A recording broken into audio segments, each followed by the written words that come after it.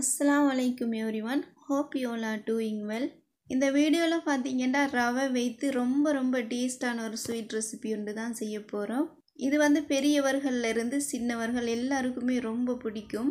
இது செய்யிறதுக்கு நேரம் இல்லாம எடுக்காது. 10 நிமிடமே நமக்கு அதிகம்தான்.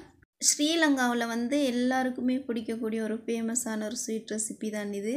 எப்படி செய்யலாம் என்று வாங்க வீடியோக்குள்ள போய் பார்க்கலாம்.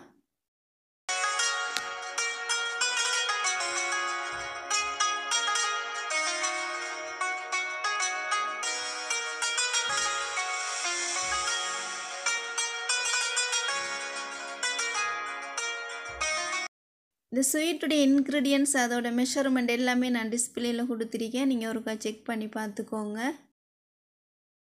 ஃபர்ஸ்ட்டாக அந்த 200 கிராம் ரவையை நம்ம நல்லா ரோஸ்ட் பண்ணி எடுக்கணும். ஃப்ளேமை நல்லா குறைத்து வைத்துக்கணும்.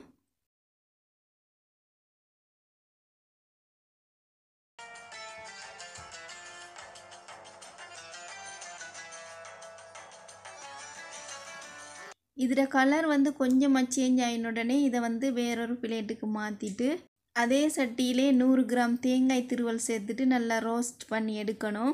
என்கிட்ட டெசிகேட்டட் கோகோனட் இருந்ததால் நான் அதை சேர்த்துருக்கேன். நீங்கள் தேங்காயை சின்ன சின்ன பூவாக துருவி எடுத்துட்டு இது மாதிரி நல்லா ரோஸ்ட் பண்ணி எடுக்கணும். அடுப்பை நல்லா குறைத்து வைத்துட்டு நம்ம ரோஸ்ட் பண்ணினா மட்டும்தான் இது மாதிரி கோல்டன் ப்ரௌன் கலர் நமக்கு கிடைக்கும். இல்லாட்டி குயிக்காக கருவி போயிடும். ரவை 200 கிராம் எடுத்திருக்கிறதால சீனியும் அதே அளவுலே 200 கிராம் எடுத்திருக்கேன். ரெண்டுமே ஒரே அளவில் தான் இருக்கணும். இந்த சீனியில் 1 டேபிள் ஸ்பூன் அளவு சேர்த்துட்டு கேரமல் பண்ண போகிறேன். சீனி கோல்டன் ப்ரௌன் கலருக்கு கருகி வந்தவுடனே 1 கிளாஸ் தண்ணி சேர்த்து மிக்ஸ் பண்ணிவிட்டு மீதமாக உள்ள எல்லா சீனியும் சேர்த்துடணும்.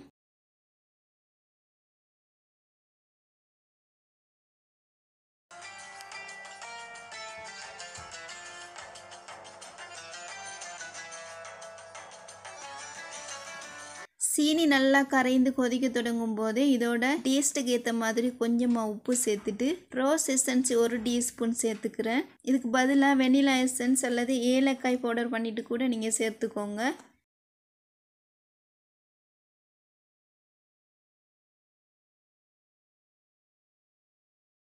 ஒரு கம்பி பதம்னு சொல்லுவோம் இல்லையா, அந்த அளவு இந்த சுகர் சிரப் நல்லா இறுகி வந்த உடனே ஃபர்ஸ்ட்டாக ரோஸ்ட் பண்ணி வச்சிருக்கிற தேங்காய் துருவலை சேர்த்துக்கணும்.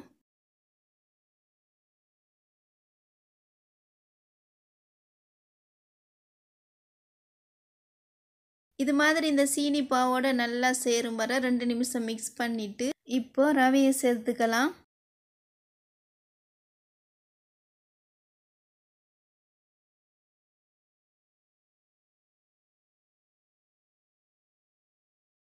ரவையை மிக்ஸ் பண்ணும்போது இதோட கண்டென்ஸ்டு மில்க் 2 டேபிள் ஸ்பூன் சேர்த்துட்டு கூட ரேசின்ஸ் 50 கிராம் சேர்த்துக்கிறேன். இது ரெண்டுமே ஆப்ஷனல், விரும்பினா சேர்த்துக்கலாம்.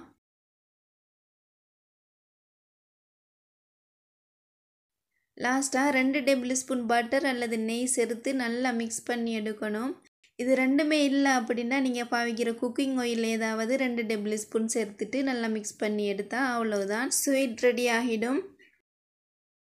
இப்போ இதை ஆயில் தடவின ஒரு மோல்டுக்கு மாற்றிட்டு நல்லா ஷேப் பண்ணி கொள்ளணும்.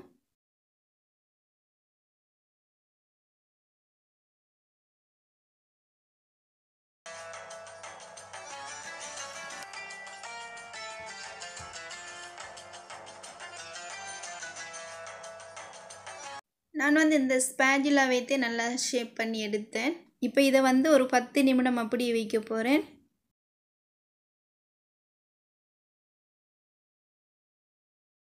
சரியாக 10 நிமிடம் ஆகிட்டு இப்போ எடுத்து நான் கட் பண்ணிக்க போகிறேன்.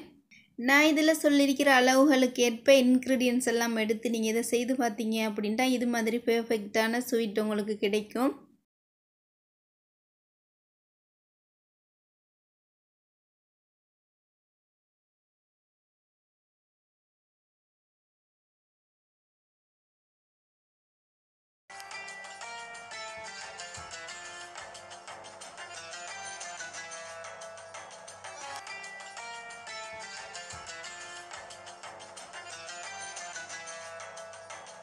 இது இலகுவாக செய்யக்கூடிய ஒரு சுவையான ஸ்வீட் ரெசிபி ஒன்று தான்.